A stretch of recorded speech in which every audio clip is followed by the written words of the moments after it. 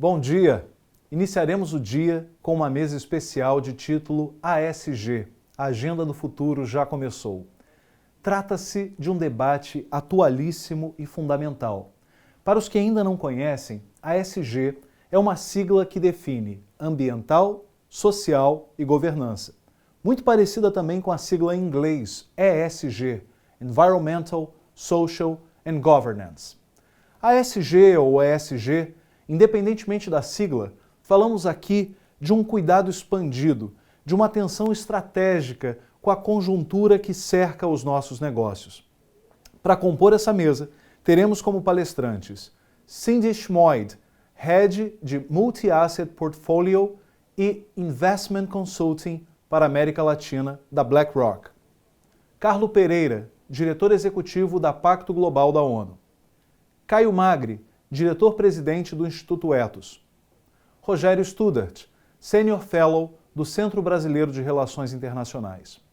E como moderador, capitaneando o debate, Márcio Coriolano, presidente da CNSEG. Será uma mesa de 90 minutos, acompanhem com atenção, participem e comentem à vontade pelo chat. Uma boa palestra a todos e passo a palavra a Márcio Coriolano. Com vocês, a ASG, a Agenda do Futuro já começou. Bom dia a todos que acompanham este segundo dia da ComSeguro.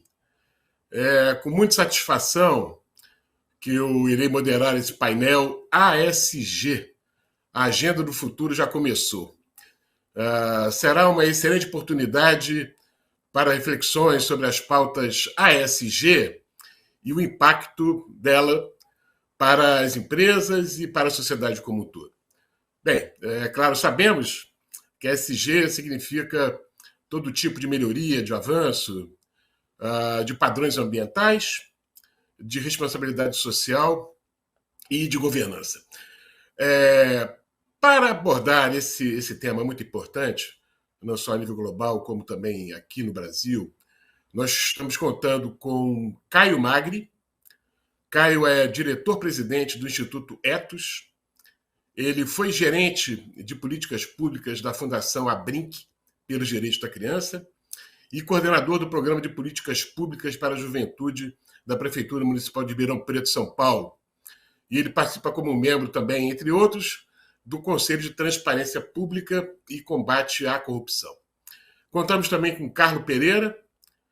Ele é diretor executivo do Pacto Global da ONU, no qual ele é co-chair das redes, lidera o Conselho Regional das Redes Locais na América Latina e Caribe e também integra o Conselho do Global Compact. Temos também conosco Cindy Schmoid. A Cindy é Head do Grupo de Consultoria de Investimento e Portfólio Multi-Asset para a América Latina da BlackRock e teve passagem profissional também pelo Itaú Unibanco, Asset Management e pelo JP Morgan. E também vamos contar, finalmente, não menos importante, com Rogério Studart. Rogério é Senior Fellow do Centro Brasileiro de Relações Internacionais, o conhecidíssimo SEBRE, e também do World Resources Institute. Ele é doutor em Economia, foi diretor executivo do Banco Mundial e do BID, o Banco Interamericano de Desenvolvimento. Bem, apenas para esclarecer aqueles que não estão assistindo, nós vamos ter um painel de cerca de 90 minutos, vou fazer uma breve introdução para poder fazer o enquadramento do tema, após o que cada um dos convidados terá 10 minutos. Caio, para fazer uma discussão, desenvolvimento histórico do conceito de ASG, em seguida Carlo, para dar uma visão global sobre como anda então esse conceito a nível mundial. Cindy, depois falando sobre o impacto sobre investimentos e negócios. E Rogério Studart, finalmente, mais 10 minutos para falar sobre a ESG como oportunidade para o Brasil no eixo de desenvolvimento. Depois das apresentações, 10 minutos para cada, haverá uma rodada de perguntas de 40 minutos no total, para responder a questões tanto endereçadas por mim, quanto pelos meus colegas que estão assistindo, e também pelo público. Vou fazer agora, me permitam, só um pequeno enquadramento do tema, para facilitar a compreensão do público. nós temos que lembrar que ainda mesmo em grande parte do século XX, do século passado, a luta contra os problemas ambientais e sociais tinha mais a ver com as condições de trabalho, especificamente em minas de carvão e outras minas de recursos naturais mundo afora. Muitos lembram das músicas memoriais de Joan Baez, que relatavam muito bem esse aspecto, tanto nos países da Grã-Bretanha quanto também nos Estados Unidos.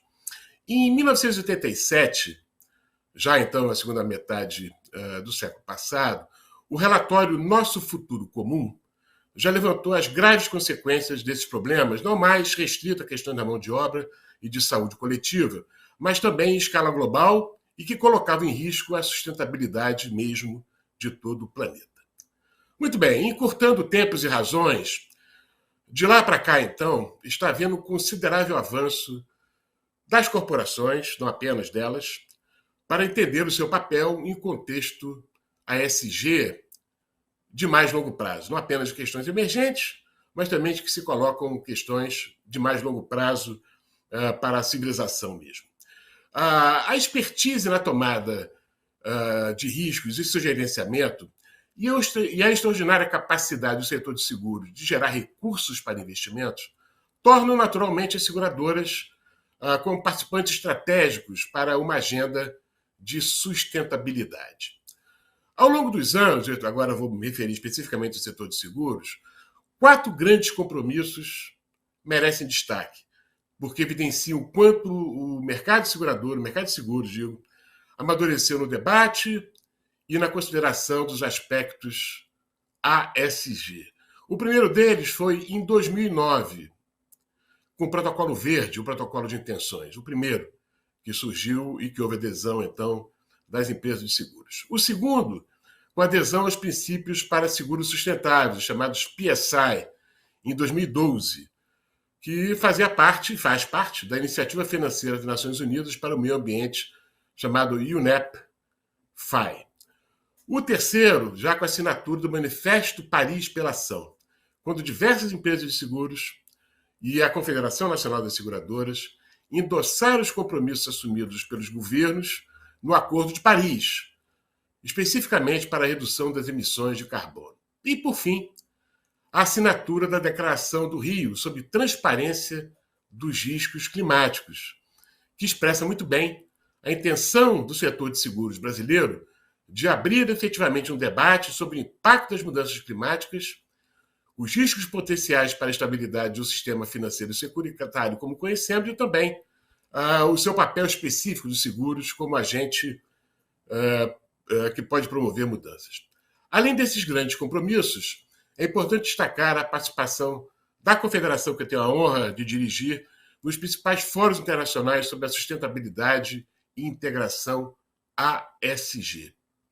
Bem, e finalmente, embora a pandemia tenha acendido o maior alerta da sociedade para questões ASG, não apenas elas, o setor de seguros no Brasil vem incorporando já desde sempre, como eu vim comentando, questões relacionadas ao desenvolvimento sustentável nas suas tomadas de decisão e na sua cultura organizacional. Embora, claro, que haja muito ainda o que fazer. Por isso, o papel da CNSEG é tão relevante nessa temática. E, apenas para terminar, para que se possa tirar ações mais efetivas de sustentabilidade, tirar do papel e colocá-las em prática, é preciso que essa agenda esteja acompanhada de políticas públicas muito claras e de incentivos das autoridades setoriais. No passo mais concreto dado até agora, na agenda da sustentabilidade internacional, nós temos que, recentemente, o Bacen, Banco Central do Brasil, e o Conselho Monetário Nacional divulgaram resoluções que compuseram o arcabouço regulatório para instituições financeiras, ainda a serem implementadas num cronograma a ser estabelecido. A mesma coisa deve ocorrer agora com o setor de seguros, a partir, inclusive, de uma consulta pública que deve ser colocada em marcha pela SUSEP, já para a definição dos principais eixos de participação do setor do setor de seguros. É com esse pano de fundo muito rápido que eu passo a palavra agora, sem mais delongas, para Caio Magri, diretor-presidente do Instituto Ethos. Muito bem-vindo, Caio, a palavra é sua.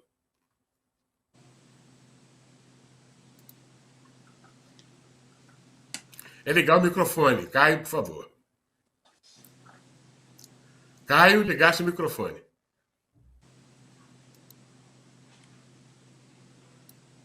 Caio? Desculpe.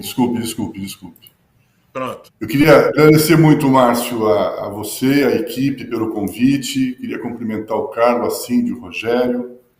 Peço desculpas pelo sinal que eu fiquei agora sem. Mas é um prazer compartilhar essa mesa de diálogo e saúdo, viu, desde já a tropicalização da estratégia que a Conseguro 2021 faz, trazendo a ESG. Isso é um significado simbólico, mas é um significado também importante, porque a gente precisa tropicalizar esse processo, de fato, para entender quais são os desafios que a sociedade brasileira, que a realidade brasileira coloca para os compromissos, as perspectivas e os valores da ESG colocados como desafio para as empresas. A pergunta, quer dizer, a agenda do futuro já começou, é uma afirmação, mas também é uma pergunta.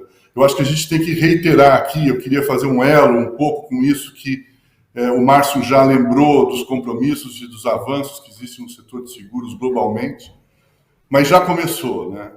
Já começou há tempos. Eu acredito que a gente já perdemos tempo e oportunidades nessa jornada, né? Então, e aqui eu, pelo menos, não tenho nenhum sentimento de frustração, e eu acho que compartilho isso com todos vocês e todas, mas é muito claro que é urgente recuperar, acelerar e ampliar esse futuro que já né? Não é que ele se coloca, as crises que a gente está vivendo, combinadas, extremamente graves, a crise climática, a emergência das desigualdades, da pobreza, né? De uma relação social absolutamente desproporcional do ponto de vista da capacidade que a gente tem de criar condições para que todos possam viver em condições saudáveis, prósperas e com direitos.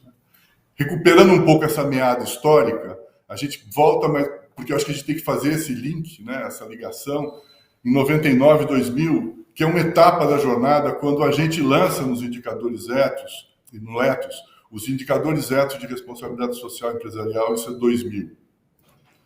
E várias iniciativas anteriores, não é o começo de nada, é uma jornada. E eu aqui destaco, por exemplo, quem conheceu a experiência da Fundação Abrinq pelos Direitos da Criança, que reunia um setor empresarial amplo, múltiplo e diverso, que apoiavam ações em prol da defesa dos direitos das crianças e adolescentes. Isso deu consciência social importante para uma parcela significativa das lideranças empresariais no Brasil, e a gente tem uma história aí para frente. Mas é bom lembrar que a evolução necessária desse processo, por isso a gente está aqui nessas 3 letrinhas, né? Mas nós não podemos ficar presos nelas. Essa evolução influenciou, sendo referência para outros índices, como, por exemplo, o ISE Bovespa, lançado em 2005, a construção do Pacto Global, Saúde do Carbo aqui no Brasil, né? Parceiros fundamentais dessa jornada. E naquele momento, em 2000, o que a gente olhava eram 4 dimensões bastante importantes que vocês podem e vão identificar nas ferramentas e nos relatórios ASG que são produzidos hoje. Visão e estratégia da organização da empresa, estratégia para sustentabilidade, proposta de valor e modelo de negócios dentro dessa análise, dessa dimensão da visão estratégica, e da visão e a estratégia da organização, governança e gestão, fundamental, né?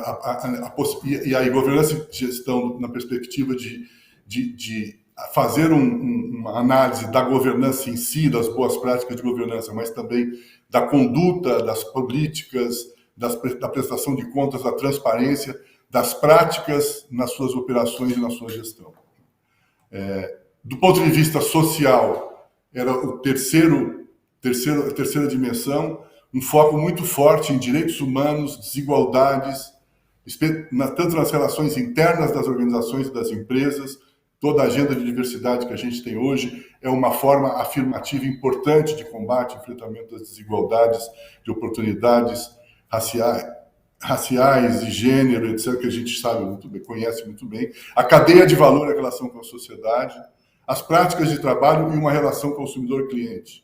Então, esses aspectos eram olhados naquele momento e a gente olha isso para cá. E, de alguma forma, do ponto de vista ambiental, a gente teve questões importantíssimas da primeira metrificação, a primeira tentativa de criar indicadores de materialidade para mudanças climáticas, gestão e monitoramento de impacto. Né? Acho que tem e essas questões que envolvem monitoramento de impacto social e ambiental são fundamentais nesse futuro que já começou da ASG.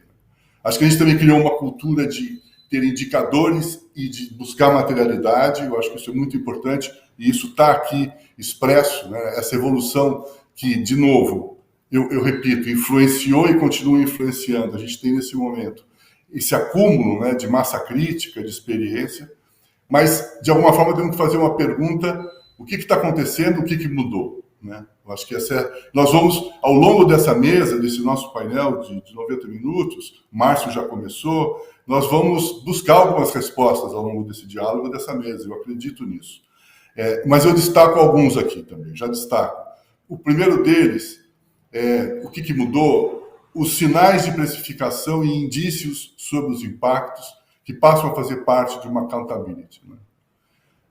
E aí eu acho que vale a pena a gente destacar o protagonismo de investidores conscientes que trazem essas questões para a mesa.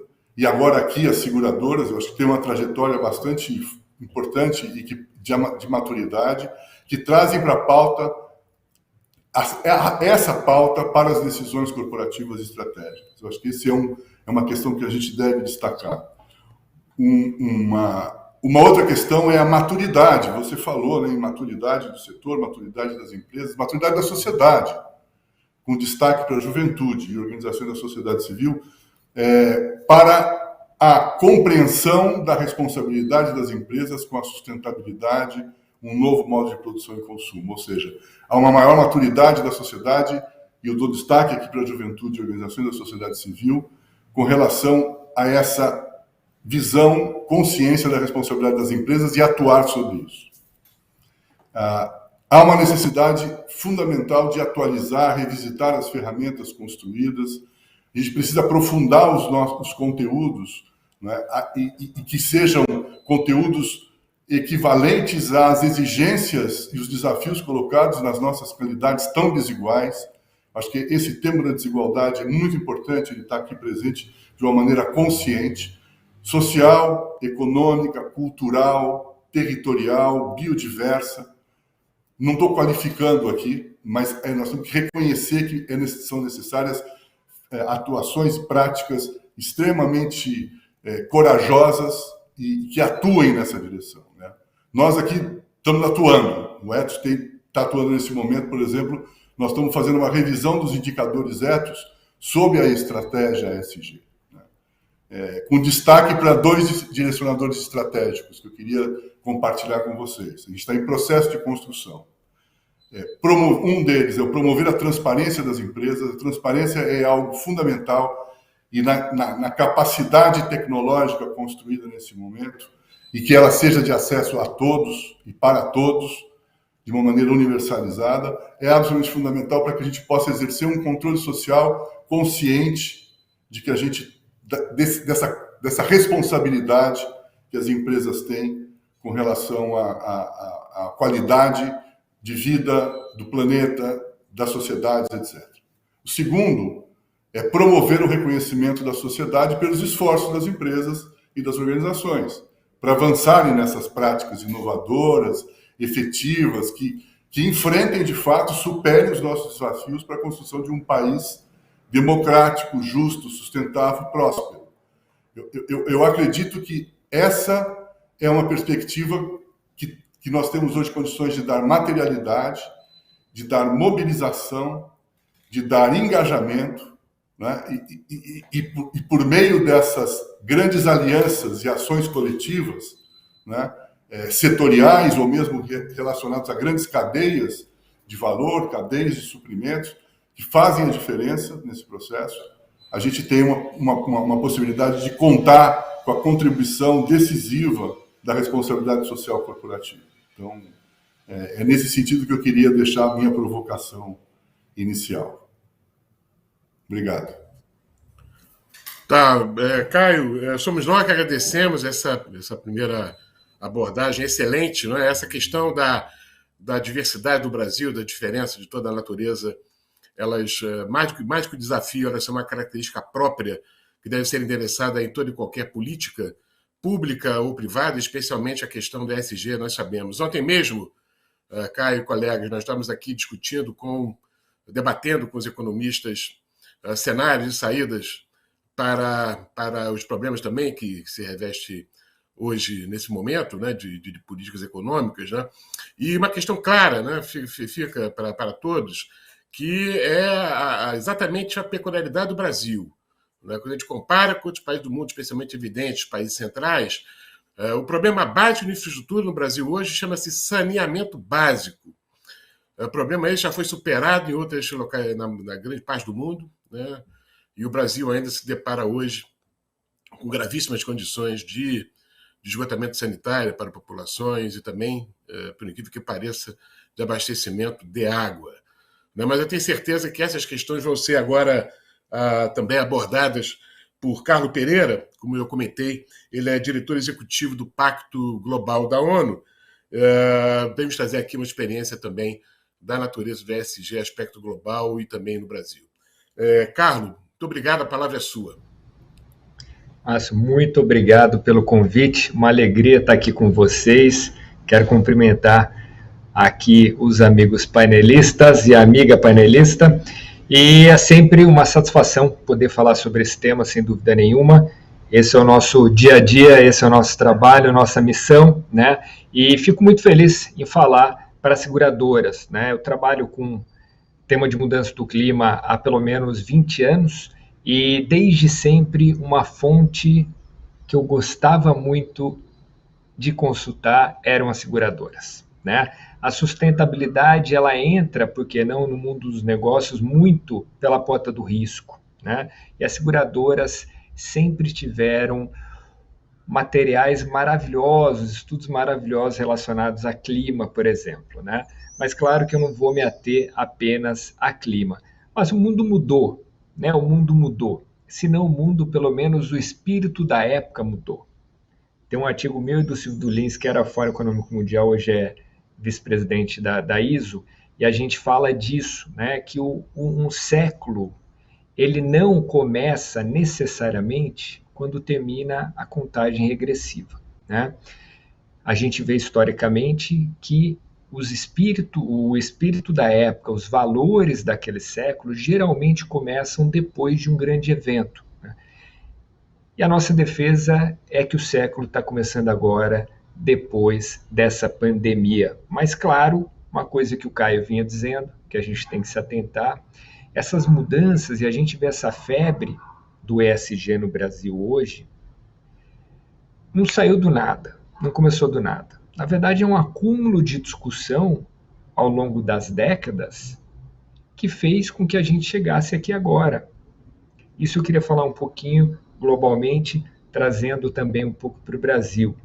A gente poderia ir muito para trás, quando a gente fala em investimento responsável, quando a gente fala... Uma coisa que é importante a gente trazer aqui, né? E que esse é o conceito que vocês estão trazendo.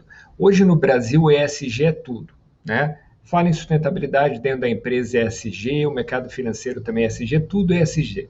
Stricto sensu, tá? E não tem problema, chamem como queiram, né? Mas só para conhecimento, stricto sensu, ESG é como o setor financeiro chama sustentabilidade. Tá? Esse acrônimo nasceu, por acaso, uma publicação do Pacto Global com o Banco Mundial em dezembro de 2004, que foi então uma demanda do então secretário-geral Kofi Annan para que as organizações ali da ONU elaborassem então um ferramental, capacitações, publicações, para que a gente trouxesse mais o setor financeiro para dentro da agenda do desenvolvimento sustentável.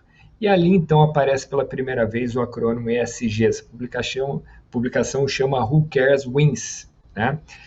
E ali deu origem, então, ao PRI, Princípios de Investimento Responsável, que hoje tem mais de 3.000 organizações do setor financeiro e com mais de 120 trilhões de assets sob gestão, tá? Então, o ESG, de novo, o material, o objeto de estudo de trabalho é o mesmo, que é a sustentabilidade nas empresas, né? E aí, as empresas chamam, o setor não financeiro chama de sustentabilidade, o setor financeiro de ESG. Só para traçar aqui, para dar esse panorama, é claro que a gente poderia entrar muito mais no detalhe, mas não vou perder o tempo com isso não, né? Eu queria ressaltar, eu vinha dizendo com relação ao acúmulo de conhecimento ao longo das décadas, eu queria ressaltar alguns marcos aqui super importantes, né? A gente teve, então, você já bem citou, Nosso Futuro Comum, em 87, Gro Brundtland é responsável por esse relatório, que fala, então, né, ali da relação intergeracional, essa que está tão em crise, uma crise de confiança muito forte, hoje em dia, entre as gerações, né, para além de os setores da sociedade.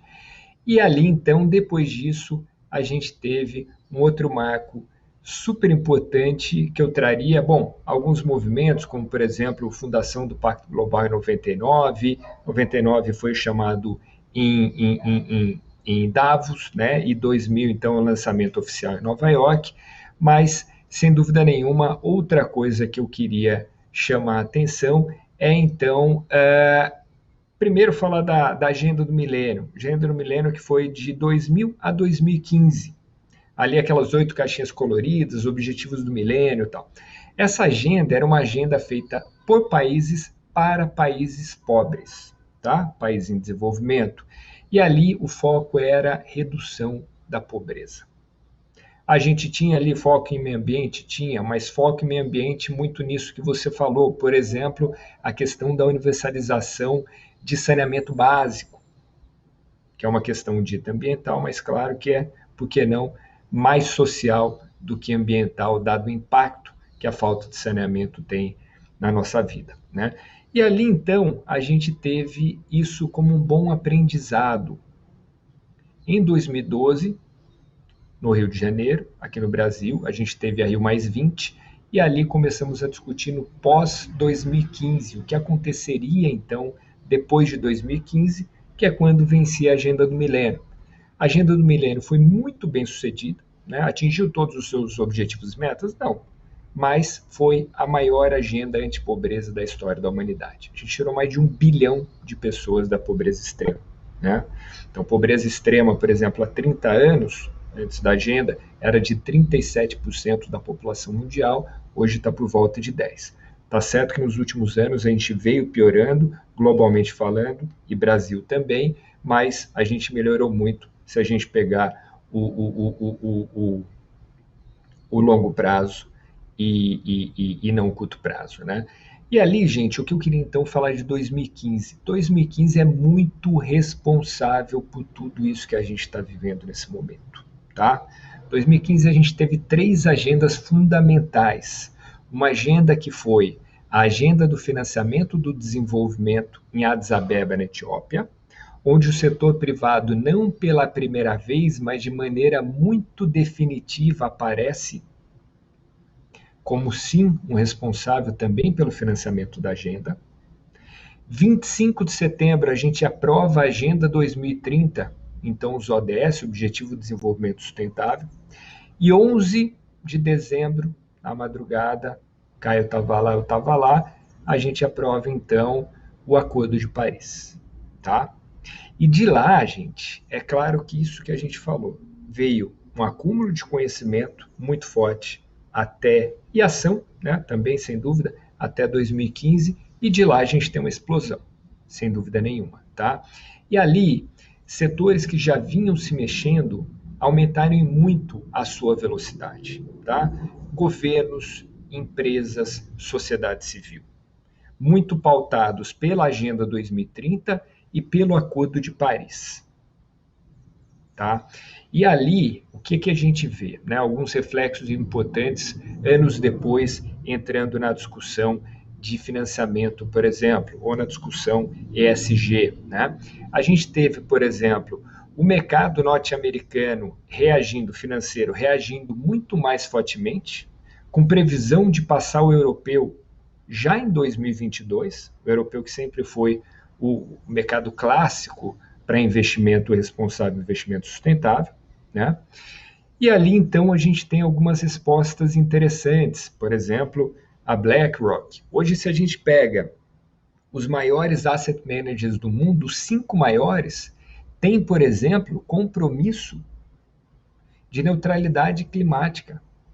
Os 5 maiores já têm. Se a gente pegar os 20 maiores, mais da metade tem. A gente tem também importantes asset owners, não asset managers, mas asset owners, os maiores também com compromisso de neutralidade climática. As seguradoras agora, isso tudo, esses compromissos de net zero, parte deles nasceu esse ano ou ano passado e muito nessa rota até Glasgow. Então, por exemplo, as seguradoras, elas se repetem várias vezes, né? Porque às vezes nos compromissos das seguradoras, que tem 8, hoje em dia, grandes seguradoras globais, mas se a gente vai para de asset owners, por exemplo, que tem 49 grandes instituições, 25 são seguradoras. Ou então até mesmo em asset managers, tem alguns grupos ali de seguradoras, né? Então, sem dúvida nenhuma, o setor está se mexendo muito fortemente, né? Porque sabe o tamanho do risco, e não só com relação ao clima, mas com relação a todos os aspectos ambientais, sociais e de governança. O momento que a gente está, gente, é muito especial. Daqui a pouco a gente vai ter a fala da BlackRock, mas o que eu queria trazer e recomendar muito fortemente para a gente entender o momento que a gente está são as cartas do Larry Fink. Tomara que eu não esteja entrando na tua fala, não vou entrar, só vou falar umas coisinhas a mais, né? As últimas, pelo menos, desde 2018, têm que ser lidas, né? Como a gente sabe, Money Talks, né? Eu vou falar só de um aspecto para não entrar muito na fala da nossa colega, mas que é falar do que o Larry Fink falou, né? Ele fala em 2020 que esse momento que a gente está vivendo, olha a figura que ele usa, né? É um movimento de placa tectônica. Aí veio a pandemia, né? E costumo brincar que a pandemia, ela é aquela velha coisa, né? Aquela frase do Mike Tyson, né? Que todo mundo tem um plano até tomar um murro na cara, né? E o que foi a pandemia, se não um murro na cara do próprio Mike Tyson, né? Então, o que acontece? E aí falou, Larry, e aí? Veio a pandemia, o que a gente faz? Muda tudo que a gente estava pensando? Ele falou, não, o movimento de placa tectônica foi acelerado. O Al Gore teve aqui há pouco tempo, no evento do Santander, o que ele fala? Ele fala, olha só, a revolução da sustentabilidade, ela é tão profunda e estrutural quanto a revolução industrial e mais rápida que a revolução digital. É disso que a gente está falando. É nesse momento que a gente está. E para não falar só de clima, né, num climatismo, como dizem, mas o clima eu entendo que é, sem dúvida nenhuma, uma espinha dorsal disso tudo que a gente está vivendo, né, porque ele afeta diretamente todos os outros aspectos, sem dúvida nenhuma, né. A gente vê, por exemplo, né, essa nuvem de poeira que a gente teve, né, agora no interior de São Paulo e ali em Minas Gerais também, consequência de uma seca histórica, seca essa que obviamente causa a inflação dos alimentos, por exemplo, seca essa que, claro, está nos dando um problema aí de alguma possibilidade de algum apagão, né? Então, por isso que a mudança do clima, ela acaba sendo central. Mas, para além disso, o mercado, o Caio bem falou, a população está exigindo questões ambientais, sociais e de governança. Falo muito aqui do mercado financeiro, mas não é só o mercado financeiro. Na verdade, o mercado financeiro vem, claro, sem dúvida nenhuma, por uma questão do que a sociedade quer. Vou contar só uma anedota aqui, rapidamente, né? Em 2018, um dia antes de eu ir para a Semana da Assembleia Geral na ONU, recebo ali dá um passo atrás, na verdade, né? Consumidores pressionam supermercados na Europa, tudo fato, tá? e aí os supermercados começam a pressionar, claro, os fornecedores aqui no Brasil. Isso poderia ser uma história de 10, 20 anos, acontece sempre, mas estou falando de uma mais recente, agora 2018. Né? E aí, com isso também, os investidores começam a pressionar o mercado e o governo aqui no Brasil por questão de mudança do clima, por questão de queimadas da Amazônia. Tá? Aí, nisso, 5 instituições ali se reúnem, então, Pacto Global, CBEDS, a Biov, a BAG e IBA, né, se reúnem então para juntar CEOs para falar com os poderes da República. Né? Gente, era muito difícil a gente conseguir CEO para essas agendas. Né? Era muito difícil. E a gente conseguiu, de 2 semanas, mais de 100 CEOs. Mais de 100 CEOs. Né? Por quê? Porque todo mundo sentiu o calor, sentiu que precisava mudar. Por exemplo, eu lembro de uma dessas, um produtor de maçã, né, do Sul, dizendo que ele estava com dificuldade de exportar sua maçã para o Reino Unido.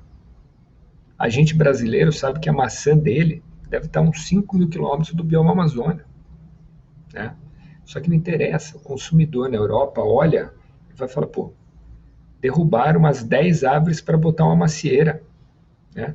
Então, esse é o momento que a gente está vivendo. Né? É um momento também, claro, de muita oportunidade para a gente. Né?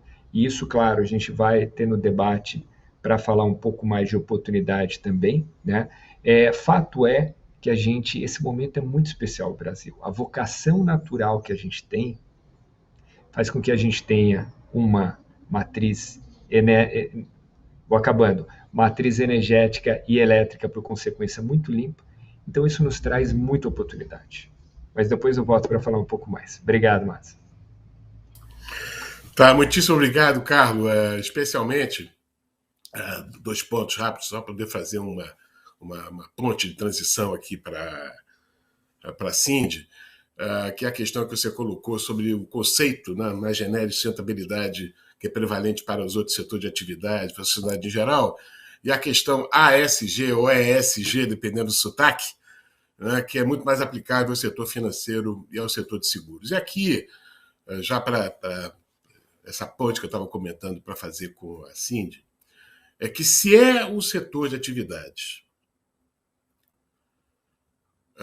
que depende crucialmente de questões ambientais, sociais, de governança, é o setor de seguros. Muito mais até, eu arriscaria dizer, do que o próprio setor financeiro. Acho que Cindy vai concordar e vai desenvolver um pouco comigo. Mas antes, Cindy, só me permita uma questão um pouco também para aqueles que estão nos assistindo. Né? O setor de seguros no mundo ele é sempre muito vasto, dependendo efetivamente também do alcance, a partir da penetração que ele possa ter, a partir de renda da população e do próprio tamanho dos mercados que demandam seguros. No Brasil, hoje tem um tamanho anual equivalente a cerca de 460 bilhões de reais, deve ser um pouco mais esse ano, apesar da conjuntura mais severa. Ocorre que a matéria-prima do seguro é o risco. A gente sabe disso. Né? E riscos ASG, eles perpassam todo o setor de atividades que demandam seguros. Não há que se dizer que o mais propenso a questões ambientais e assim por diante seja o setor agro. É claro que é como o setor individualmente, né? Mas o setor agrícola, o agropecuário, o agroindustrial, como queiram denominar, ele é uma das partes do setor que transfere risco para o setor segurador, assim como a indústria, assim como são os serviços, assim como o comércio, assim como suas famílias também, nas suas várias atividades. E por que eu estou dizendo isso? É evidente que a cada momento, ou a cada processo em que esses riscos são mitigados, sejam riscos de natureza sociais, sejam riscos de natureza ambiental, seja risco de governança, aumenta a possibilidade de penetração de inclusão social na medida em que esse risco ele reduz de severidade e de frequência do seu valor. Ou seja, se é um setor para sua permanente para a sociedade, ele necessita de equacionamento e evolução e progresso, é o setor de seguros.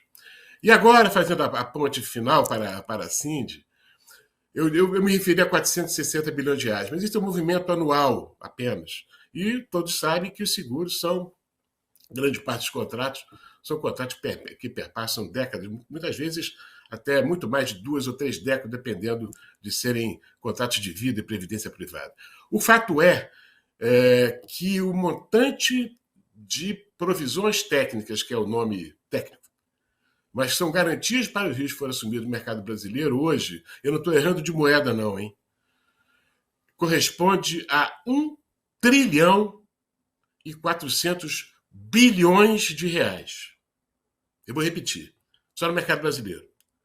O volume de garantias técnicas para que suportem esses riscos assumidos corresponde a 1 trilhão e 400 bilhões de reais. Dinheiro este que estão aplicados em vários ativos, cuja composição, diversidade, etc., e segurança, enfim, uma série de atributos é determinada pelo Conselho Monetário Nacional através de portarias do Banco Central do Brasil. E é claro, né, que a sua destinação para vários projetos de financiamento, esse equivale a mais ou menos 25% da dívida pública brasileira. Acho que hoje corresponde a 27% da dívida pública brasileira. Não dá para desligar o setor segurador da tomada, senão vai ter que arranjar dinheiro para financiar mais 27% da dívida pública brasileira.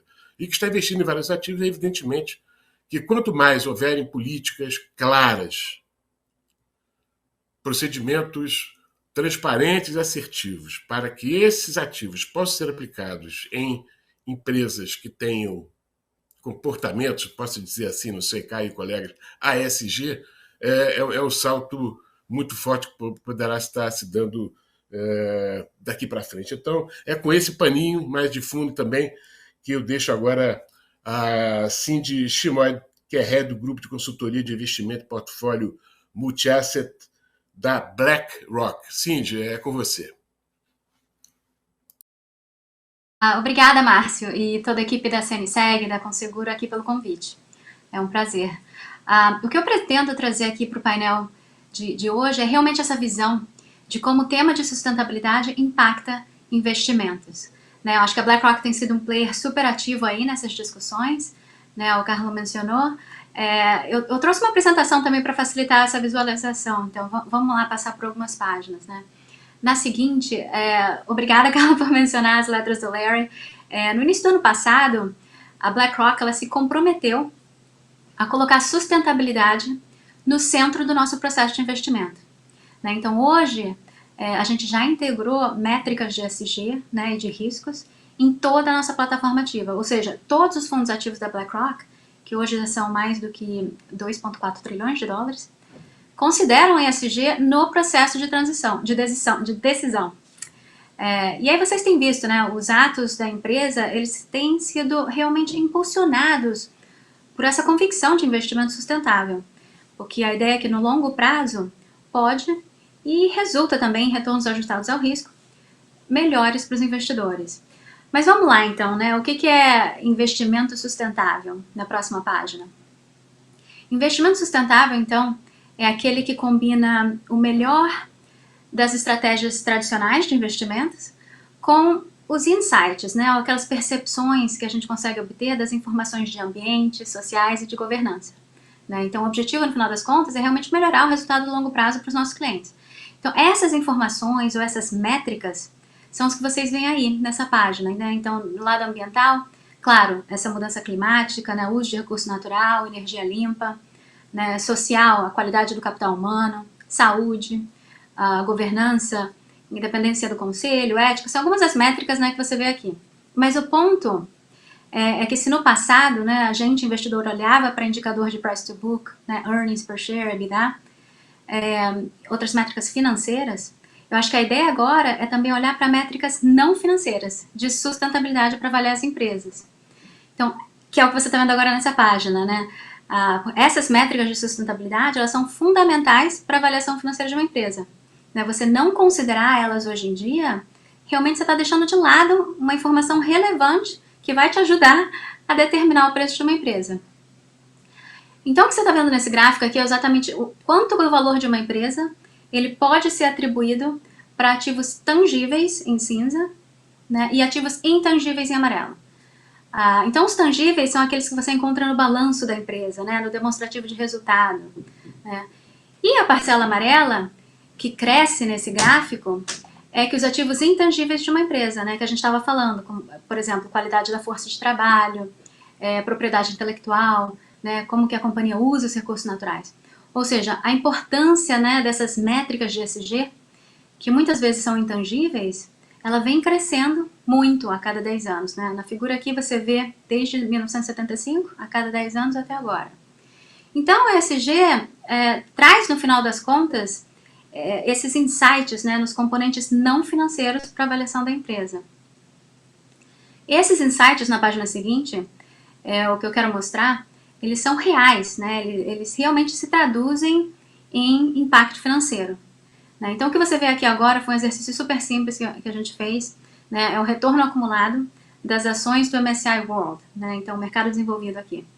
E a gente ranqueou em 5 grupos, né? Em quintiles, das ações que menos melhoraram a sua emissão de carbono, ou seja, reduziram menos, para as ações que mais melhoraram a sua emissão de carbono.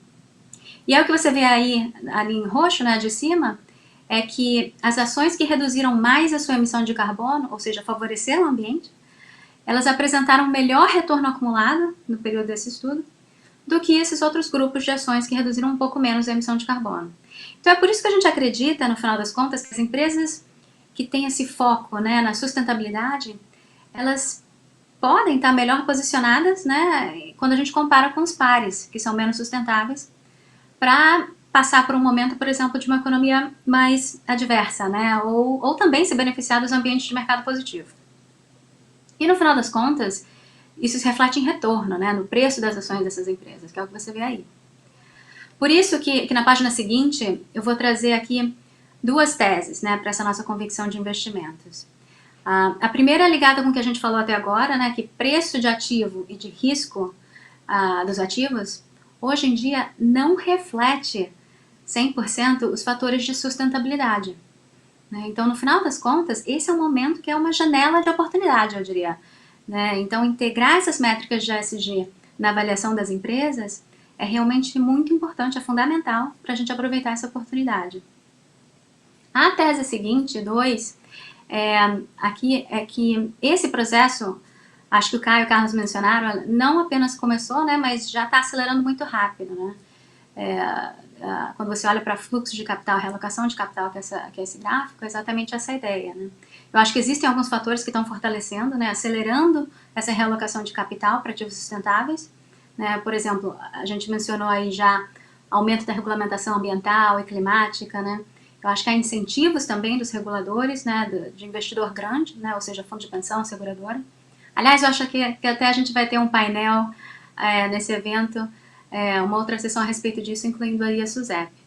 Ou seja, há cada vez mais fatores, né, que vão acelerar essa realocação de capital para empresas emissoras, né, e ativos com características de sustentabilidade mais favoráveis, digamos assim. Mas vamos lá, passando para a próxima página. Eu acho que essa história não é só sobre realocação de capital, né, é uma questão de retorno também. Então, o que você vê aqui agora são os índices de mercado desenvolvido, MSCI World, que está em vários tons de verde. Do lado aí de azul, né, tem os índices desenvolvidos e emergentes, que é o ACWI. E aí você vê que os índices ESG, eles realmente acabam apresentando um retorno dos últimos 5 anos, melhores do que o índice tradicional, né, e o risco também esperado, ele é muito parecido, né, se não for mais baixo até. O ponto lilás que você está vendo ali mais para a direita, mais para baixo, é o Ibovespa. Né? Então, o Ibovespa, ele apresentou aí um retorno mais baixo, um risco esperado mais alto do que os índices internacionais de ESG e até os índices que não são ESG. E o ponto vermelho lá em cima, com retorno de 5 anos um pouco mais alto, né? Você vê aí um índice de energia limpa, que tem sido bastante procurado, acho que no mundo inteiro também. Mas só para lembrar, todos esses índices estão já disponíveis para o investidor brasileiro, via BDR de ETF. Então, quando a gente olha para esse gráfico, né, para esses números de retorno e risco, a grande pergunta é por que não? Né? Por que não investir do lado do investidor? Porque as exposições são muito parecidas, né? Só que quando você investe com esse Q de ESG, né, você consegue aí o Sharpe Ratio, né, aquela relação de risco-retorno, interessante. Então vamos passar para a página seguinte, porque eu vou trazer aqui um pouquinho mais de estatística de retorno desses índices. Né, porque é legal a gente falar de risco e tudo mais, mas o investidor quer saber de retorno, né, de performance no final das contas. Então agora os mesmos números de 5 anos, mas também você vê aí 3 anos e até o período mais longo em comum que eu consegui rodar, que foi desde 2012. Né. A coluna em preto aí, na verdade, é o início da pandemia, ou seja, eu estou trazendo aí alguns momentos de baixa também. Então o que você vê nessa tabela, eu acho que a grande maioria dos períodos, as exposições ESG tiveram uma performance melhor do que a exposição tradicional. Né? E nesse caso também até melhor do que Bovespa. Então, passando o slide, por favor. Como é que as seguradoras entram nessa jogada, né? Eu acho que aqui a questão é ainda mais importante, né? Porque, como todo mundo aqui nessa chamada a gente sabe, as seguradoras, e o Márcio mencionou, muito obrigada, a seguradora está exposta ao risco climático dos dois lados, né? Das operações do negócio em si e do lado de investimentos, né? E esse é o conceito do negócio da seguradora, no final das contas, né? Cobrir os segurados, né, de riscos aí eventuais, que nesse caso talvez mais evidentes, pode até ser climático, né? Então a pergunta que fica é como é que a gente pode trazer, como é que a gente pode fazer, né, a carteira de investimento trazer uma solução para essa questão, né, ao invés de intensificar o risco climático. Eu acho que a BlackRock, ninguém aqui vai mudar a natureza do negócio, né, da seguradora, mas a gente pode ajudar a rediar, digamos assim, esses riscos naturais na sua carteira de investimento. Mas vamos lá para a página seguinte. Então, dado essa oportunidade de investimentos, a gente vê como parte do nosso papel fiduciário ajudar os investidores para incorporar sustentabilidade nas suas carteiras. Né? Geralmente, a gente trabalha com os nossos clientes de 3 maneiras. Né? Primeiro, um diagnóstico da carteira atual. Né? Então, só para clarificar aí, você não precisa necessariamente investir em ativos ASG para ter um score, né, de ESG, uma nota de sustentabilidade. Porque as carteiras, elas já têm ações que são talvez um pouco mais ou talvez um pouco menos sustentáveis. Né? Então, entender o seu ponto de partida eu acho importante. Geralmente é o primeiro passo que a gente recomenda. O outro passo é o seguinte, vamos melhorar esse perfil, então, né, de sustentabilidade. Seja por rebalanceamento da carteira ou substituição de posição. Né? E por último, aí, a gente tem visto no Brasil também muitos investidores institucionais e até gestores de recurso, né, para varejo, eles já estão montando estratégias que já são 100% sustentáveis, né, que ou usam produtos ESG ou que consideram ESG no processo de investimento. Né? Então, essas aí são as 3 principais maneiras pelas quais, né, a gente trabalha com os clientes no Brasil nesse processo de transição. O último slide mostra aqui como que a ESG realmente está, de fato, integrado na empresa, né? Desde gestão de produtos, de tecnologia, né? Relatório, engajamento com a empresa, que é super importante, e outras áreas.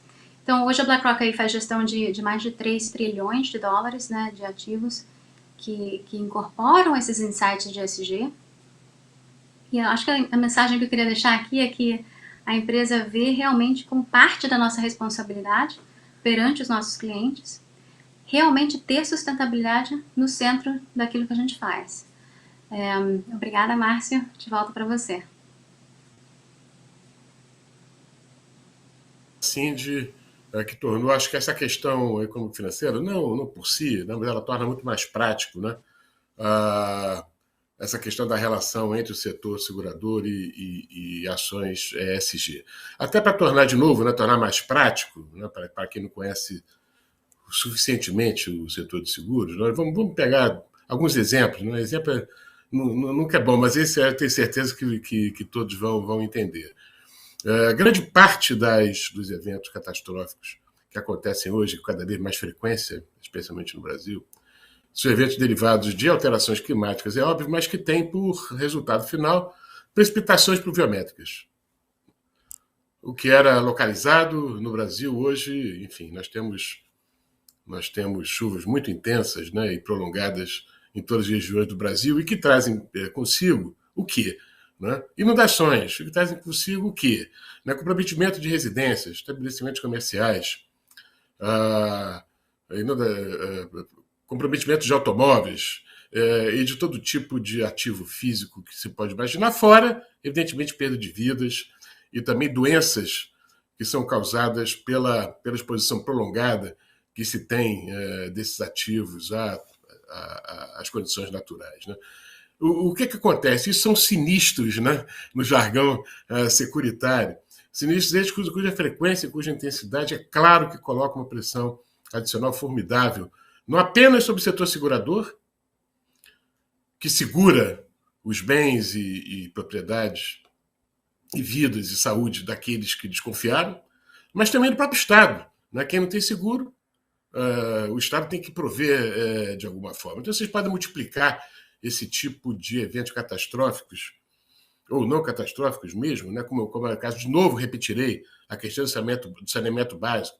Não é apenas a geração de doenças pelo saneamento básico, mas também o assoreamento de rios, provocados não apenas pela falta de saneamento, mas também pela adequada falta de disposição final de resíduos sólidos e assim por diante. Então, existe uma pletora aí de situações e que coloca novamente o setor de seguros como parceiro protagonista dessa questão. Né? Eu estava vendo agora, inclusive, uma estatística, saiu ontem, precisamente ontem, de uma pessoa chamada Lígia Dutra, que ela é diretora de Relações Institucionais da CNA, da Confederação Nacional de Agricultura, dando um dado, provavelmente assim, de o senhor deve conhecer, que a quantidade de portfólios, evidentemente portfólios de ativos financeiros de todas as naturezas, podem chegar perto agora de 17 trilhões e 500 bilhões de dólares proximamente, né? O que demonstra efetivamente a possibilidade de se fazer uma alocação hedge, como bem disse assim, para esse mercado. Mas são questões que a gente deve retornar, né? Questões muito frequentes para quem trabalha e compreende o setor de seguros e acredita efetivamente na sua capacidade de protagonizar esse setor com base nesse histórico e na sua própria vocação. Vou passar agora direto aqui, que nós temos um desafio de tempo, em breve, para Rogério Studer. Rogério, como eu também já comentei, ele é Senior Fellow do SEBRE, conhecidíssimo Centro Brasileiro de Relações Internacionais. Rogério, muito feliz, porque cada vez mais ativo o SEBRE, em várias dimensões, né, que se tem da vida nacional. Parabenizo o SEBRE por conta disso, e a palavra agora é sua, por favor.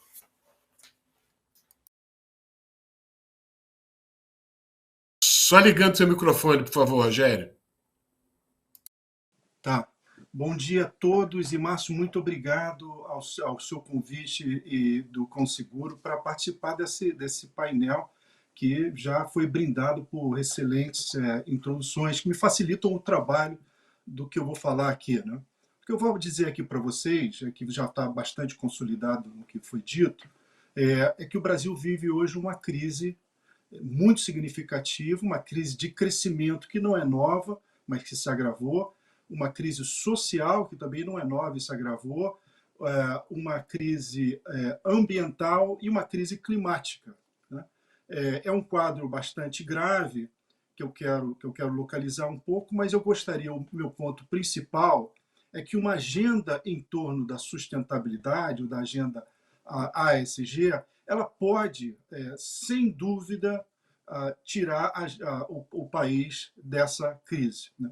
Primeiro, eu vou começar com um diagnóstico, né, sobre o que eu estou falando dessa crise. Né? O Brasil passa há algum tempo por um processo de anemia econômica. Né? Taxas de crescimento baixas e voláteis, né? Desemprego altíssimo, que chegou agora a 15 milhões, e, recentemente, uma situação, quer dizer, se ampliou muito, muito gravemente a situação social, com 100 milhões de pessoas com insegurança alimentar, quer dizer, que não sabem se vão poder se alimentar no dia seguinte. Né? Essa situação de anemia econômica ela se deve a baixos investimentos públicos e privados especialmente em infraestrutura econômica e social, que são a base de todo o desenvolvimento econômico e social. O que leva também a uma baixa produtividade do capital humano e do capital produtivo, né? Temos também uma situação no Brasil de falta de acesso ao financiamento de longo prazo e com mais paciente, colocamos assim, com melhores condições, que permitem o empreendedorismo e permitem investimentos de longo prazo, e uma excessiva dependência ao setor agroexportador, o que eu digo com simpatia, de uma forma positiva, porque o setor agroexportador tem evitado que essa anemia econômica não se tornasse uma crise mais profunda, né? Por fim, uma situação fiscal, né, em todos os níveis da União, dos estados, dos municípios, que é altamente vulnerável a esse crescimento medíocre. Bem, por que a agenda de sustentabilidade, a agenda ASG, pode tirar o Brasil dessa situação, né?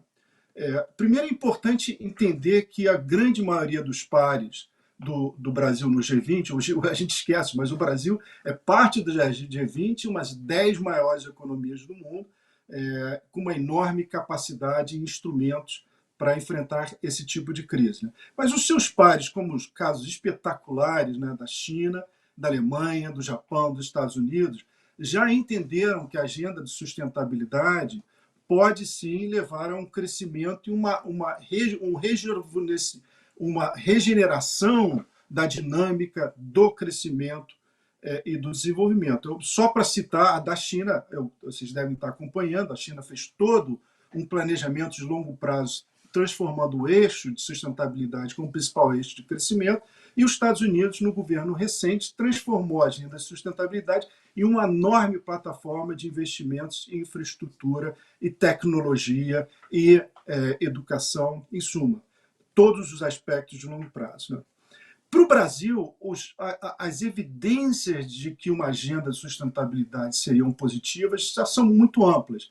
Eu mesmo também sou Senior Fellow do World Resources Institute e lançamos no ano passado um relatório que demonstrava que o Brasil poderia ter 500 bilhões de dólares, e aí eu vou também lembrar, não estou falando de dólares, né, a mais, e 2 milhões de empregos de qualidade a mais até 2030, se tivesse um eixo de desenvolvimento em torno da sustentabilidade. Esses são dados conservadores. A CBED lançou agora um estudo dizendo que o PIB poderia ser ainda maior e mais acelerado o crescimento, e o BID fala entre 8 e 9 milhões de empregos melhores para uma juventude que precisa de empregos do futuro, né? Hoje em dia, a nossa juventude não tem emprego e não tem a possibilidade de ter empregos do futuro, né? Terceiro, o Brasil tem enormes vantagens comparativas nessa agenda. A agenda de sustentabilidade do Brasil não começou ontem. Nós temos vantagens comparativas no setor industrial, em biocombustível, em veículos elétricos, em energias renováveis, em bioeconomia. O Brasil tem liderança no conhecimento e pessoal qualificado para tocar essa agenda. Quarto, os produtos brasileiros exportados, principalmente os produtos de agronegócios, teriam um enorme ganho de competitividade se fossem dentro de uma agenda mais sustentável. Hoje o Brasil tem uma pressão enorme que pode resultar em perdas comerciais pelo fato de não ter uma agenda de sustentabilidade, né? Por fim, os investimentos,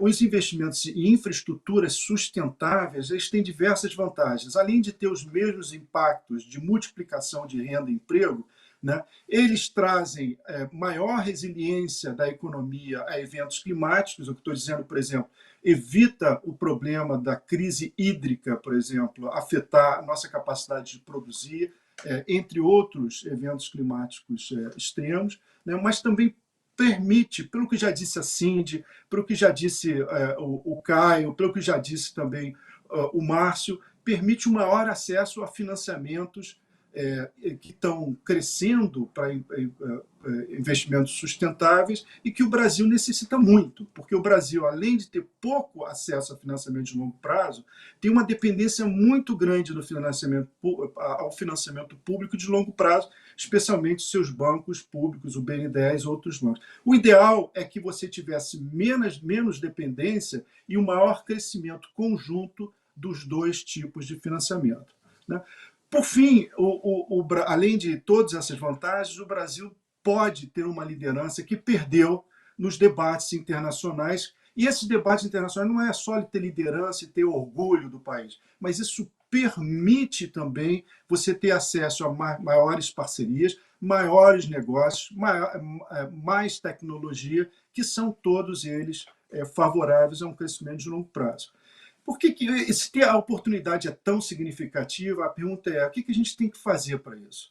Primeiro, a gente tem que ter claramente uma visão de longo prazo. Eu acho que já está bastante consolidada essa visão de longo prazo nas lideranças privadas, nas lideranças da sociedade, nas lideranças do setor financeiro. Está bastante consolidado, mas não basta isso, né? O Brasil realmente precisa, especialmente nas suas lideranças políticas, que representam a sociedade, demonstrar essa visão e ter credibilidade. Não basta você dizer: olha, nós temos agora uma agenda de sustentabilidade. Tem que agir de acordo com essa agenda, né?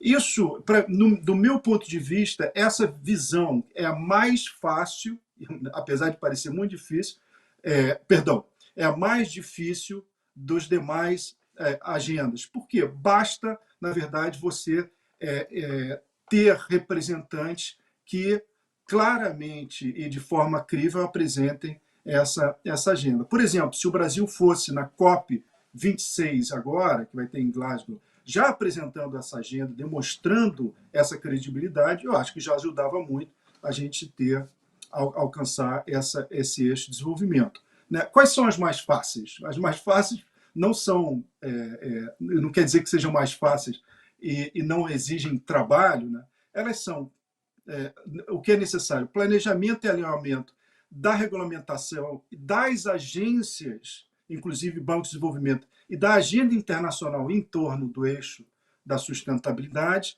né? Isso o Brasil tem história, tem capacidade de fazê-lo, tem pontes. Ampliar mecanismos de originação de projetos sustentáveis. Não adianta você ter um mercado financeiro disposto a investir se você não tem projetos que lastreiem esse desenvolvimento sustentável, né? E utilização de mecanismos, de instrumentos de mitigação de risco são conhecidos, né, no Brasil e no mundo. O Brasil tem um sistema financeiro público e privado super sofisticado, né? E, por fim, extremamente importante, porque nenhuma agenda de desenvolvimento hoje pode prescindir disso, é trazer o setor financeiro produtivo e financeiro, o setor privado produtivo e financeiro para essa agenda, fazer do crowding in, que a gente chama tradicionalmente, né, com financiamentos, parcerias públicas e privadas e atuação em conjunto no âmbito internacional. Eu acabo dizendo para vocês o seguinte: o economista, o brilhante economista Roberto Campos, que é avô do atual presidente do Banco Central, né, Roberto Campos Neto, que, por sinal, tem feito uma excelente agenda de regulamentação pró-ESG, que merece uma discussão, ele costumava dizer que o Brasil, infelizmente, não perde uma oportunidade de perder oportunidade. Eu acho que é importante a sociedade brasileira, as lideranças privadas e públicas brasileiras, saberem que existe uma oportunidade de sairmos dessa crise tendo o eixo de desenvolvimento em torno da sustentabilidade. Que é importante que essa agenda seja implementada já. Eu paro por aqui e, mais uma vez, agradeço a minha participação. Excelente, Rogério, especialmente essa deliciosa frase, infelizmente deliciosa frase do presidente do Banco Central, né? Realmente nós somos campeões em perder oportunidade. Só voltando um pouco, como vocês, principalmente vocês que lidam com sustentabilidade, sabem o quão inexorável é o tempo, né? Então, infelizmente, nós temos pouco tempo. Temos ainda 15 minutos, né, que dá para fazer alguma interação. eu vou procurar prestigiar aqui, endereçar algumas perguntas que me foram colocadas. Mas, antes disso, havia me esquecido, ia comentar isso antes, Cindy falou, nós teremos a questão da SG, ela está permeando tanto, né, a sociedade brasileira nesses nossos tempos, que está merecendo uma densidade bastante grande nessa Conseguro. Então, convido todos de antemão para uma mesa que terá lugar hoje, exatamente hoje, às 2h30 da tarde, e chama-se Integração das Questões ESG, que Cindy falou, nas operações do setor de seguros e o amadurecimento do tema do mercado internacional. Vai ser muito interessante que nós teremos aqui também, como debatedores, Vinícius Brandi, que é o diretor da SUSEP, que deve certamente falar sobre as iniciativas da SUSEP, na mesma direção que o Banco Central está adotando, Fátima Lima, que é presidente da Comissão de Integração ESG e diretora de sustentabilidade da Mafre, que é uma grande seguradora, vocês sabem disso, e Sâmia Bellarmino de Paiva Macedo, que é membro da Comissão de Gestão de Riscos da Confederação e diretora de Risk Management da Zurich Brasil, que também é uma grande seguradora multinacional que tem representação aqui no Brasil, e será moderado por Solange Beatriz Mendes, que é nossa colega diretora executiva, e também contará com o Sérgio Besserman, né? Está faltando o Sérgio Besserman aqui na nossa Conseguro, né? Uma pessoa que tem um trato, uma inteligência reconhecidas aqui a respeito de assuntos, inclusive de sustentabilidade, nós sabemos disso. As perguntas agora são as seguintes. E aí, eu verei quem de vocês se habilita a melhor responder, que algumas são endereçadas, mas elas dizem respeito muito mais à questão de que ações, efetivamente, o setor público, por exemplo, pode ajudar a adotar para ajudar a estimular a pauta ASG, e especialmente ações no setor financeiro, segmento do setor financeiro, que são essenciais para a transição do Brasil em direção a uma economia de baixo carbono. Eu sei que isso já foi respondido, mas acho que há uma preocupação de quem está nos assistindo, de quais ações que podem ser induzidas por autoridades do setor público para acelerar esse passo. A segunda pergunta tem a ver com essa primeira, é como estimular os ativos sustentáveis no agronegócio, que é um grande cliente de seguradoras, falamos sobre isso agora mesmo, e pode contribuir com essa realidade ESG no nosso país, especificamente questões ligadas ao setor agro, que é o mais dinâmico da economia brasileira. Nós sabemos disso, está carregando o PIB do Brasil nas costas até agora, e que continue assim, por favor. E, finalmente, há uma pergunta aqui para a Cindy, Cindy, há um interesse de investidores financeiros, gestores de ativos em empresas em adquirir crédito de carbono. Isso é verdade? Há uma perspectiva de que isso seja progrida, né? O quão importante também é a educação, tal como existe a educação financeira, educação securitária, também uma educação mais ampla, né, de investidores nesse sentido. Acho que isso basta, né, porque acho que deve consumir aí nossos, agora menos, 10 minutos. Eu não sei quem é que quer se habilitar a responder primeiro. Márcio, eu posso rapidamente comentar boas questões, dá um debate enorme. Eu gostei muito de todas as intervenções aqui que a gente está fazendo, mas do ponto de vista de políticas públicas, é muito importante a gente pensar que a gente tem mecanismos que podem estimular o processo de mudança nas empresas de uma forma, claro, colocar comando e controle, isso é necessário, mas também com políticas indutoras, né? E algumas são, por exemplo, a portaria do Banco Central criando, né, os mecanismos de avaliação de riscos socioambientais, é fundamental. Tem que buscar também essas possibilidades de avançar nas políticas públicas. Tem uma necessidade de avançar nisso. Ok, acho que o Rogério também queria comentar. Eu vou na direção do que foi dito pelo Caio, mas eu vou usar dois exemplos, né? Estados Unidos e China, que são bastante diferentes, mas têm algo em comum, né? Como é que se transforma a agenda de desenvolvimento em uma agenda em torno da sustentabilidade? Primeiro, você declara uma visão, né? Você tem uma visão de que a sociedade está indo nesse sentido, né? A China já fez com outro tipo de abordagem, né? Agora é sustentabilidade. Estados Unidos já mandou um homem à Lua e isso se tornou uma agenda de desenvolvimento tecnológico, etc, etc. Quer dizer, sinalizar primeiramente. Segunda, essa agenda tem que ser crível, já falei sobre isso, né, no sentido que ela está integrada ao discurso, mas ao planejamento das políticas dos anos seguintes. Isso é extremamente importante, porque dá estabilidade para os demais atores, do setor privado, da sociedade civil e dos investidores estrangeiros. Não basta você dizer, olha, é para aqui nós vamos, mas nós estamos planejando, e você mostrar de uma forma crível, porque assim esses agentes se planejam também. Terceiro, regulamentação, né? Desde o setor financeiro, regulamentação e incentivos, eu diria, desde o setor financeiro ao setor corporativo. Por isso eu mencionei o Banco Central, né? Ter uma regulamentação que insira o risco climático na atuação do setor financeiro também cria incentivos para a diversificação de portfólio que permite o maior acesso a financiamento de qualidade. Quarto, alinhar instrumentos de política e agências, por exemplo, bancos públicos, alinhar em torno disso. No Brasil também isso tem sido muito feito.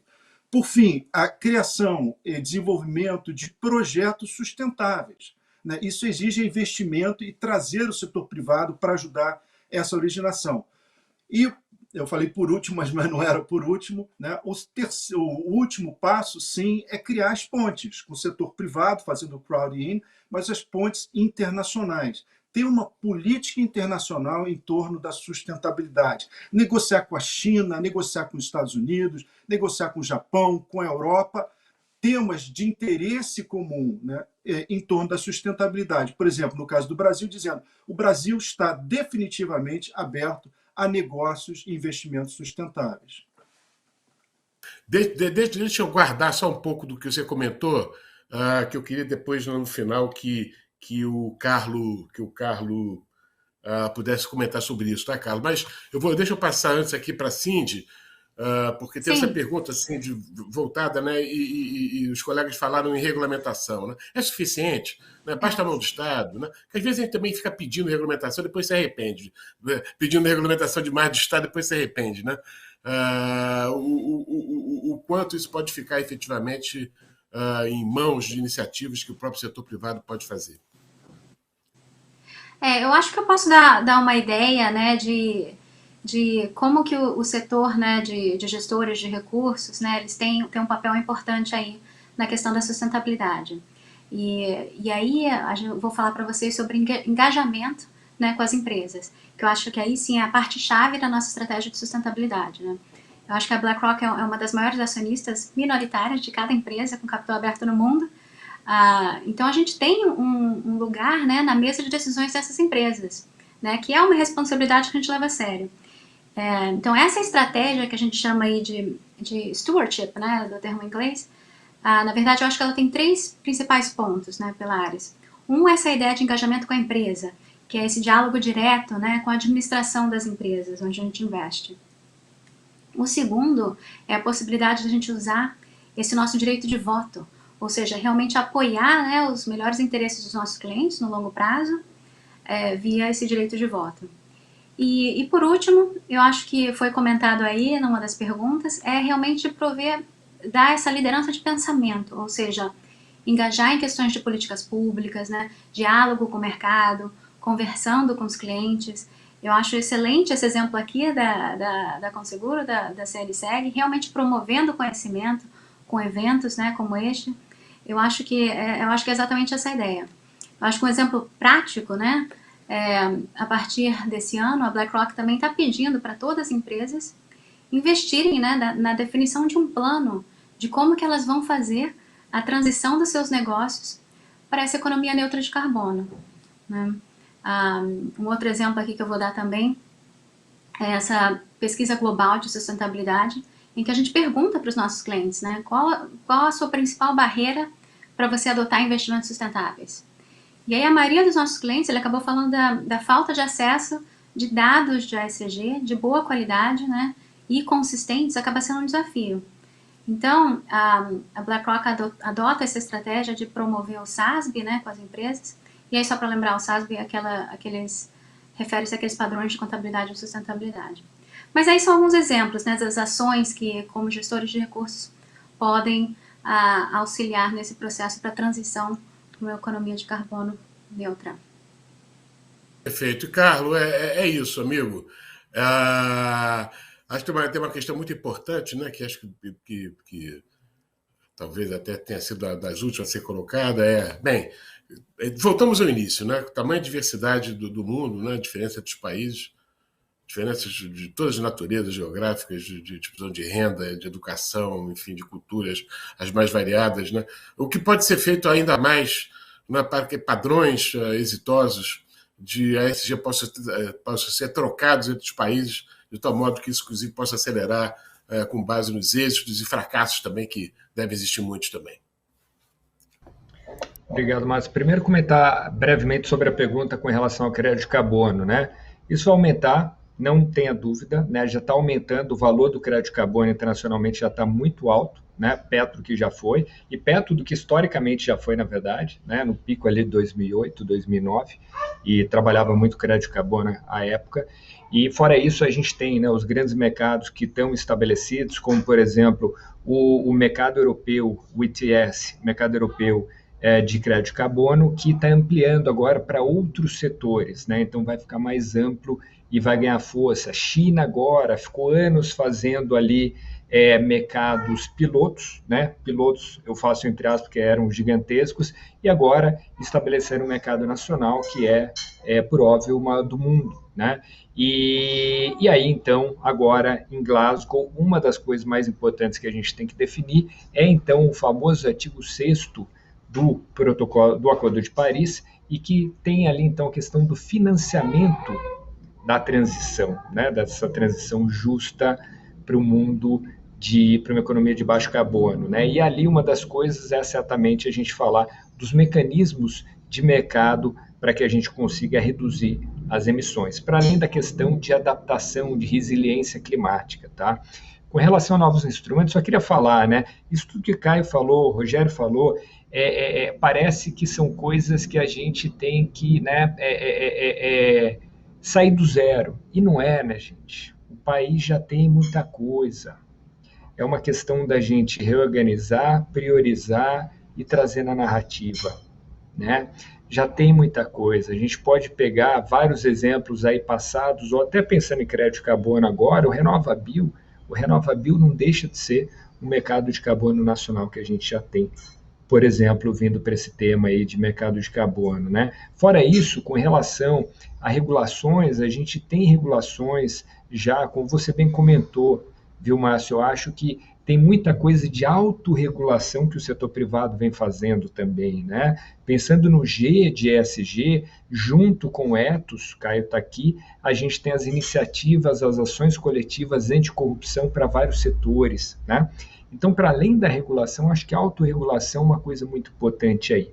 Mas tem uma coisa que a gente chama internacionalmente, que é a ambition loop, né? Ou seja, uma ambição, né, que vem ali em loop no sentido de o setor privado sinaliza ou o setor público sinaliza e o setor privado vem na sequência e isso gera um efeito positivo, né?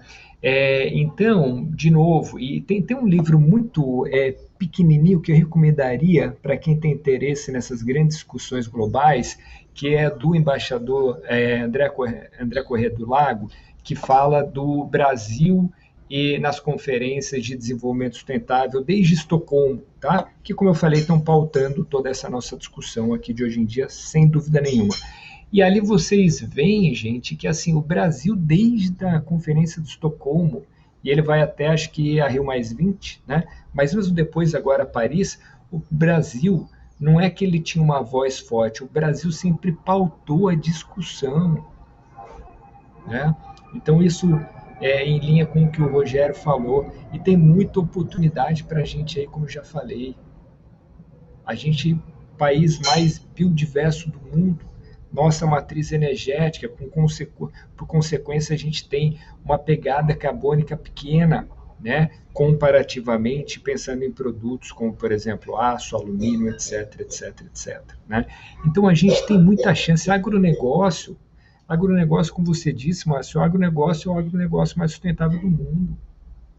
Então a gente tem tudo para protagonizar essa agenda, a gente precisa voltar a liderar essas discussões globais e ver o que tem de mais benefício para a gente, né? Isso que o Márcio falava da questão desses acordos globais, uma coisa que a gente poderia citar é o Fundo Amazônia, mas não só, obviamente. Né?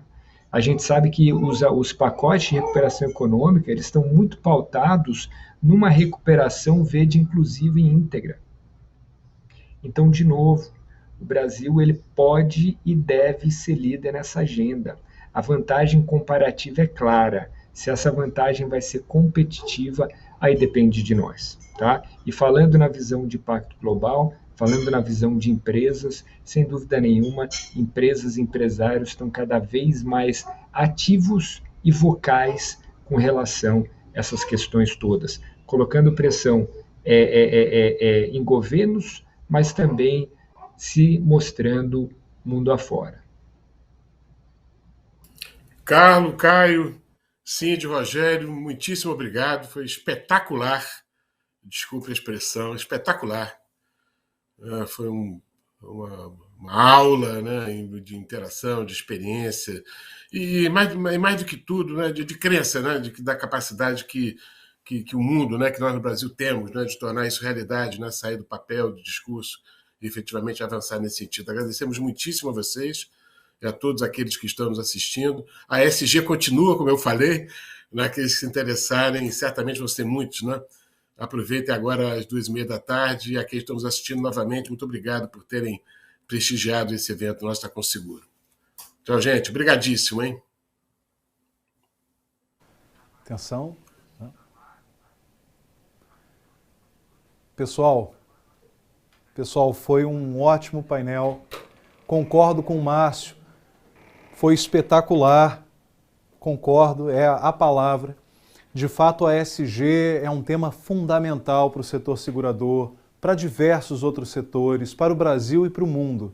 Eu, particularmente, fiquei impressionado com o gráfico dos intangíveis que a Cindy trouxe, com o conceito regenerativo que o Rogério apresentou. Enfim, nós já vínhamos acompanhando um aquecimento do tema em algumas falas de ontem, mas esse painel de agora corroborou ainda mais sobre a necessidade desse debate. Então, obrigado aos painelistas mais uma vez. Pessoal, como vocês sabem, a B3 é patrocinadora diamante da Conseguro 2021. Então, nesse momento, vamos ver um pouco mais sobre a B3.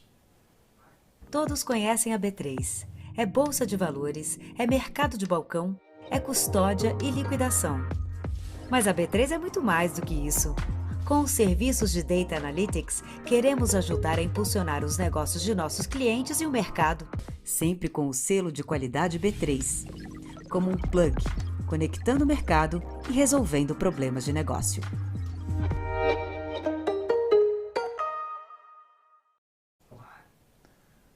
Então, agora, a partir do QR Code que vamos colocar aqui na tela para vocês podem acessar conteúdo exclusivo que a B3 reservou para o público aqui da Conseguro 2021 e nós agradecemos. Bom, pessoal, teremos agora um intervalo para o almoço. Como vocês já sabem, voltaremos às 2h15 em ponto. Não se atrasem, pois na volta teremos uma nova rodada do nosso quiz, valendo inclusive uma premiação. Bom almoço a todos. Nos vemos pontualmente às 2h15. Coloquem aí o alarme no relógio, no telefone e até lá. Obrigado.